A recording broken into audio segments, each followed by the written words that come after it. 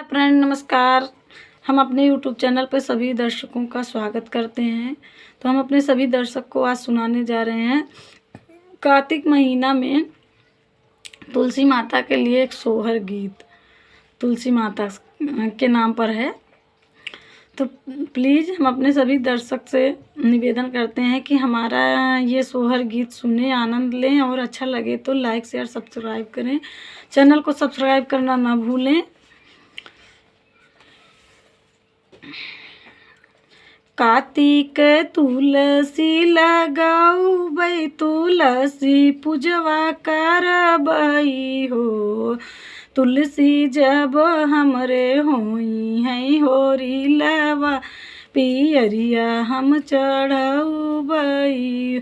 कार्तिक तुलसी लगाऊ बई, तुलसी पूजवा करबई हो। तुलसी जब हमरे होई है हो रिलवा, पियरिया हम चढ़ाऊबई।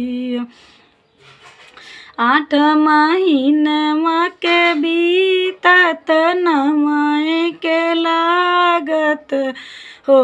बहिनी जनमे है कुंवर कन्हैया, अवधपुर के नायक। 8 महीनवा के बीतत नवय के लागत हो। बहिनी जनमे है कुंवर कन्हैया, अवधपुर के नायक। मचिया ही बैठी है सासु त बहुअरिया राज करई हो। सासु तुलसी के हर ले, पियरिया पियरिया हम चढ़ाऊबई। मचिया ही बैठी है सासु त बहुअरिया राज करई हो। सासु तुलसी का हर ले, पियरिया पियरिया हम चढ़ाऊबई। एक हाथे लिहू बहु पियरी, दूसर जोड़ा हरवाई हो।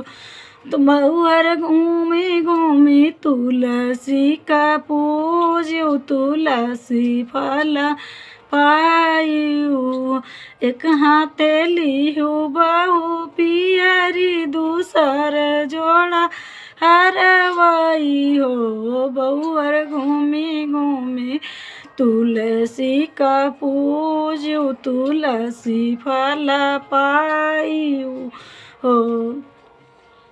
एक हाथे लिही बहु पियरी, दूसर जोड़ा हरवाई हो। बहिनी घूमे घूमे तुलसी का पूजी, तुलसी फल पाइनी।